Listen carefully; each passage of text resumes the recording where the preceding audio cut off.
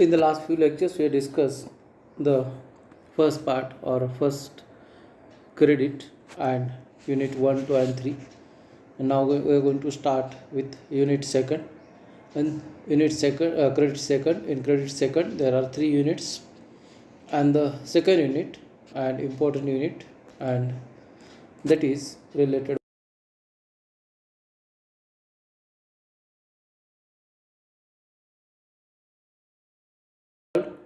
In India also, the farmers are shifting towards the uh, agri as an industries. Basically, in the earlier days, we are thinking the agriculture is for the benefit or for the survival of the family, but now the term is shifted and it is now growing as a business. So most of the industries are also involved in agriculture, and these industries are involved in production of fertilizer as well as production of seed, and they are also providing us pesticides. Simultaneously, the crop or the harvested crops are also exported or transported across the world as well as in the country. Now, as there is economy, involvement of economy in agriculture, it was not earlier. This agriculture is now becomes a business or it becomes an industries. So the first part, that is the preparation of soil, and in preparation of soil there is investment of many industries, and this investment is for production, or this is for production of the fertilizers. So preparation of soil where it requires fertilizer, different types of fertilizers, and number of industries are involved in production of these fertilizers. After that, the seed production. So there are number of industries which are involved in seed processing and seed production, and they are exporting or they are providing the seeds, good quality of seeds, to the farmers. Then the part of pesticides. So pesticides are also essential to control the pest and diseases on the crop, and that pesticides are also number of industries are also involved in production of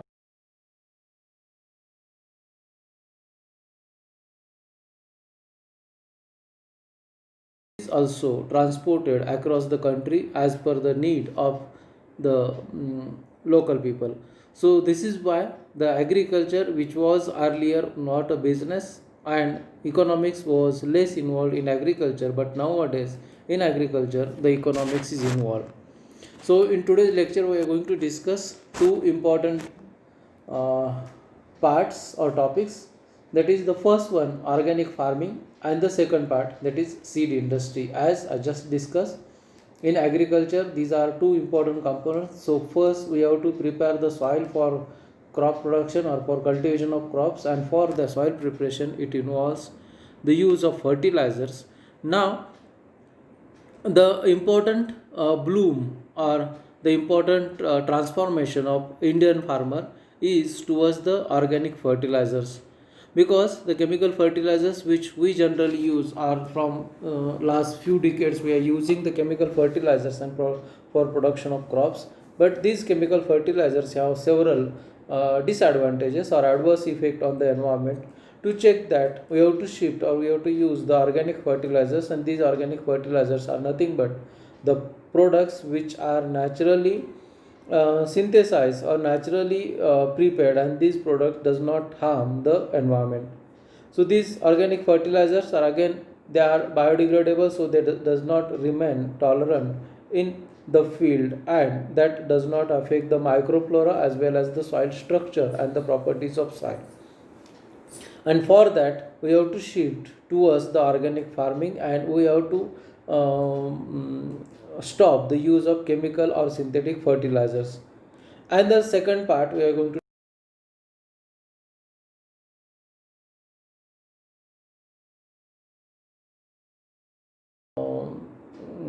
established after the government decision, and government has made one commission for seed production and processing, and after the decision or after this commission or the guidelines of this commission, number of industries are established, and these industries are involved in the seed production process or seed processing. Now in organic farming we are going to discuss several concepts, that is concept, need, types, advantages and limitations. Though the organic farming has beneficial, it has some limitations also, and these limitations we are going to discuss in today's lecture. And in seed industries, what is the importance of seed industry, what is seed production, what is seed processing, and how the seed marketing can be done. So these are two important concepts we are going to discuss in our today's lecture. Now, organic farming, this is one important issue or important thing which we have to think about, and the concept of organic farming is to feed the soil food web. Now the soil which is we are cultivating the crops for continuously and for continuous several years, and because of the extraction of fertilizers or nutrients present in the soil may becomes unfertile, and to provide the fertility to the soil we have to feed the soil, and we are not only feeding the soil but we are feeding the food web also. So this is how we can use the organic fertilizers to feed the soil, and this ultimately increases the nutrient level or nutrients of the soil, and this ultimately is useful for the food web. Now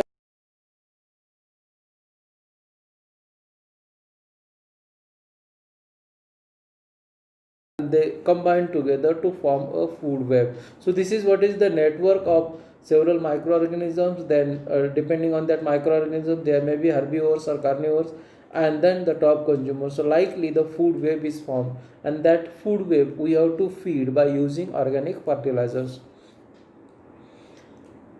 Now these organic fertilizers basically they work in harmony with nature, because they are not they are biodegradable, and they does not affect the soil, so they works in harmony with the nature.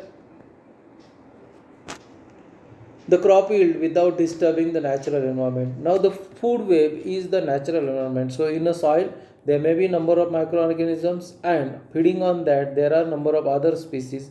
So in general the natural environment is formed surrounding the soil, and if the soil is not provided with good quality of nutrition, and then it may affect the fertilizers. So when we use chemical fertilizers, these chemical fertilizers they only feed the soil, but they affect the microflora, because the microorganisms present in the soil they are not used to with the chemical fertilizers, and these chemical fertilizers retain in the soil, which alters the microflora of the soil.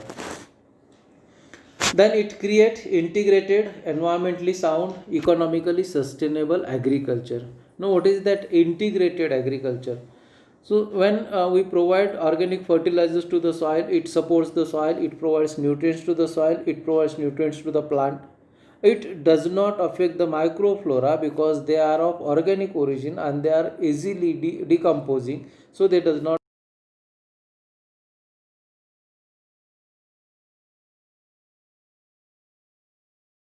chemical pesticides, they are not degradable, so they retain in the soil, and this alters the microflora of the surrounding also, or surrounding environment also. So when we think about one type of crop and we spray the chemical pesticides on the crop to increase the productivity, simultaneously we are killing the microorganisms which are responsible for pollination and fertilization. This is how we are this chemical fertilizers are not environment friendly, but organic fertilizers, as they are of natural origin, they are environmentally sound.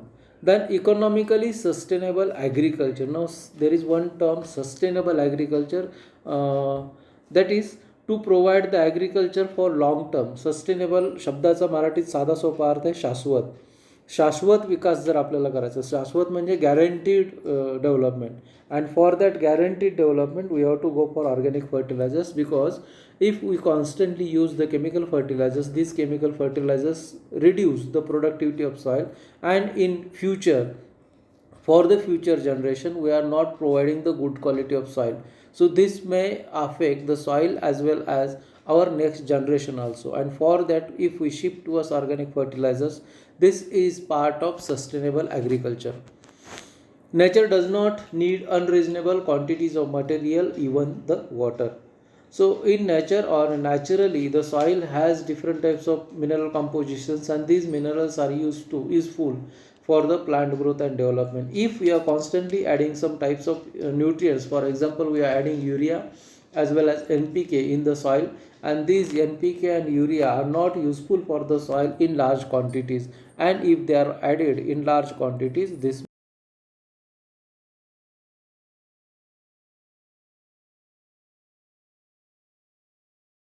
organic farming is a natural mechanism, and this works in the harmony with the nature. And finally, soil in the system is a living entity. So for the soil, we have to think the soil is living because it has the microorganisms. The soil provides nutrients to the plant.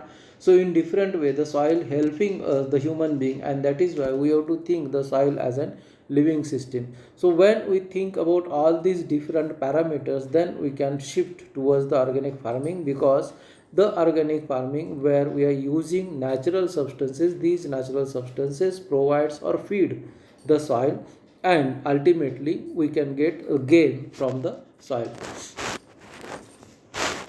Now there are different definitions of organic fertilizers or organic farming. In the first one, organic system aims at cultivating the land and raising crops in such a way that it keeps the soil alive and in good health by the use of organic waste. So simply the meaning of this definition is we have to prepare the organic waste, and these organic waste again we can recycle, and after recycling this organic waste again adds nutrients into the soil, and this provides energy to the plant. There is one more interesting and definition. So organic farming, it is a unique production management system. So basically, as we are involved in cultivation and production from the plants, it is the unique production management system. So there is management because this promote and enhances agroecosystem health, biodiversity, biological cycle, and soil biological activities. So it is the management of all the four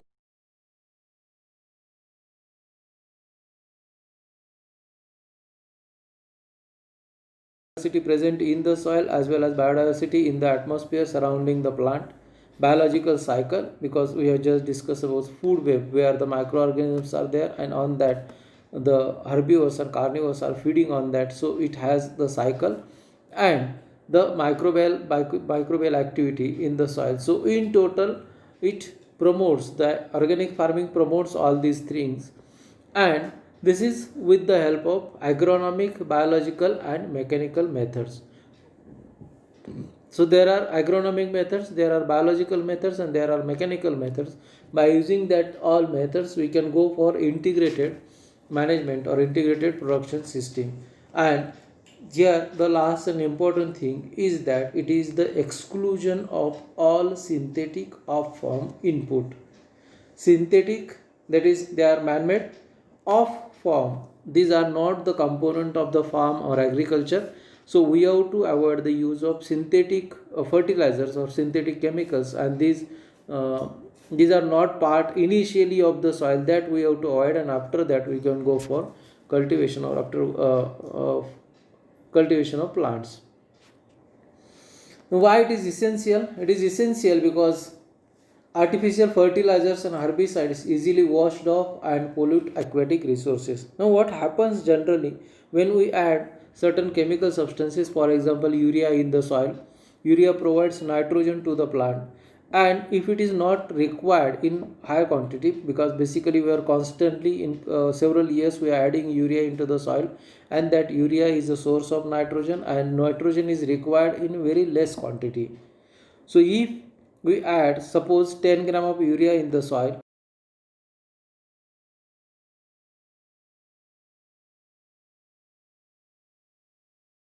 of urea is remain as it is in the soil, and as they remain in the soil, they washed up into the aquatic system, and it disturbs the surrounding of soil as well as the aquatic system. Prolonged use results into low organic matter content. So if you are constantly using any single type of chemical fertilizer into the soil, these chemical fertilizers may have some chemical reaction with the other chemicals or other nutrients present in the soil, and this may disturb the organic matter content, that is carbon content in the soil. These fertilizers required in large quantity stay for long duration and enter into the food chain. If we added, again I repeat, urea in the soil and this urea is not useful for the plant, then that urea or nitrogen may enters into the food chain. For as an example, we can just discuss urea. We have added 10 gram of urea into the soil, and suppose 9 gram of urea is utilized by the soil, 1 gram is remaining, and that 1 gram remaining urea in the soil is absorbed or by injected into the microorganisms, and these microorganisms on which the birds may be feeding. So if one bird eats about 10 such microorganisms, so the quantity is increased in the bird digestive system. So likewise the quantity is increasing in the food chain. Destroy soil microflora and fauna, and pest diseases becomes resistance. So for that, if we are constantly using any type of chemical fertilizers or chemical pesticides, this pest and diseases becomes resistance. For that, we can quote an example of mosquito coil. Suppose we are constantly or long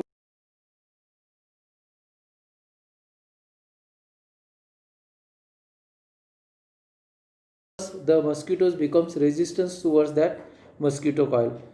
So similarly, if we are using chemical pesticides and fertilizers constantly for long duration, the diseases or pests causing organisms or the pathogens may become resistant towards that pesticides, and it will not harm the it will harm the productivity.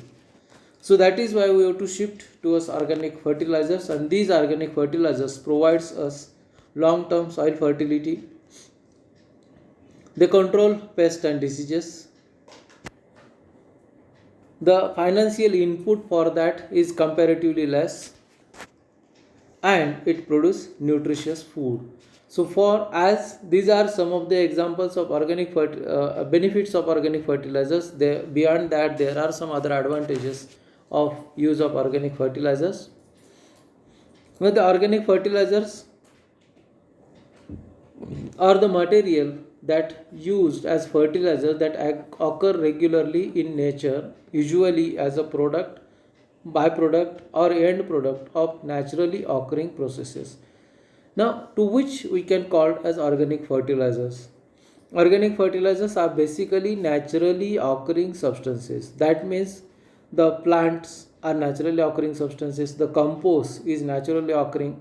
Then there are some other examples I am going to discuss about that, but these are the products. Plant, for example, this is one product, and that product can be directly used as a fertilizer. Byproduct, so compost or cow dung is a byproduct of the process of animal or the end product. So this different ways, by these different ways we can use the organic fertilizers, and that provides the energy to the soil. So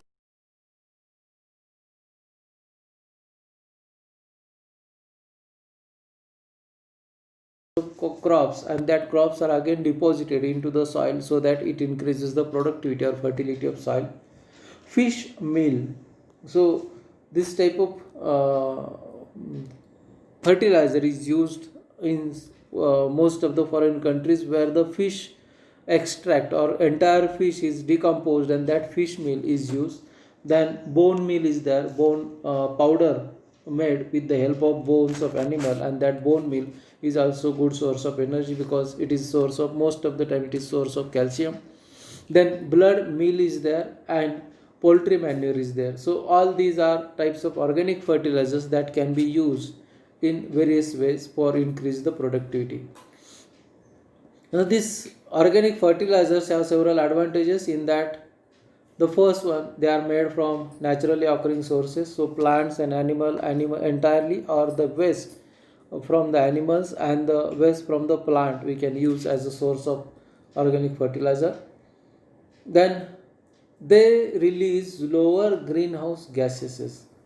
So this is one more important application of this. Slow release of nutrients. There is one example. If we use urea as an example source of nutrients into the soil, we are directly adding the urea into the soil, and after precipitation or after raining, that urea is dissolved into the soil, and that entirely is not useful for the soil also and the plants also. But if we use organic fertilizers, they are the source of as an example, plants are source of about 16 to 17 different types of minerals, and if you use urea, we are providing only nitrogen. If we use plants, we are providing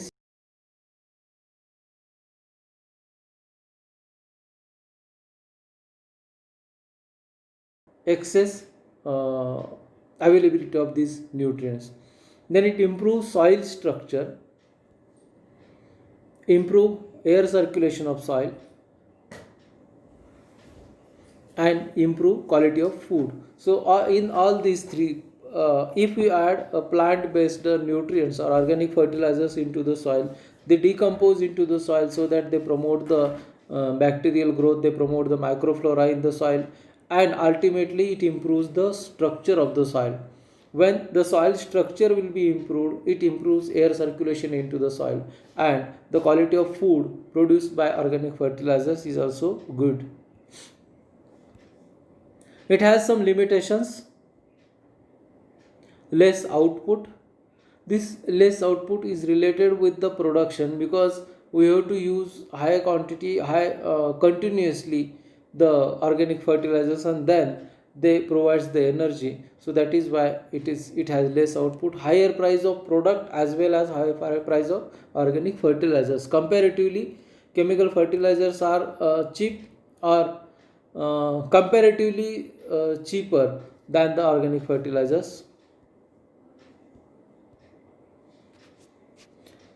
Then this is one more important issue, that is lack of awareness.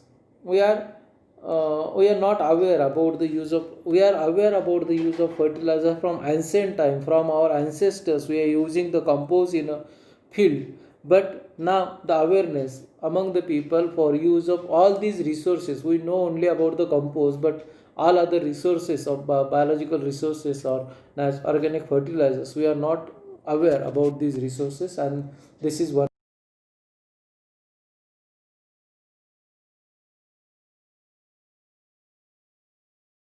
expensive, comparatively expensive, and they are time consuming, because when we are providing urea nitrogen to the soil, the urea, we just add urea into the soil and it directly releases the nitrogen, whereas if we provide plants as an fertilizers, we have to wait for decomposition of that plant, and then after decomposition it may release the nutrients into the soil. So this is how in total there are some limitations, but advantages are also there. And not only we have to think about our this generation only, or my generation only, we have to think about the next generation also. If we use chemical fertilizers for increasing productivity and increasing economics for myself, then I may not provide good quality of soil for my next generation, and that is why we have to shift towards the organic fertilizer, use of organic fertilizers, and we have to restrict the use of chemical fertilizers.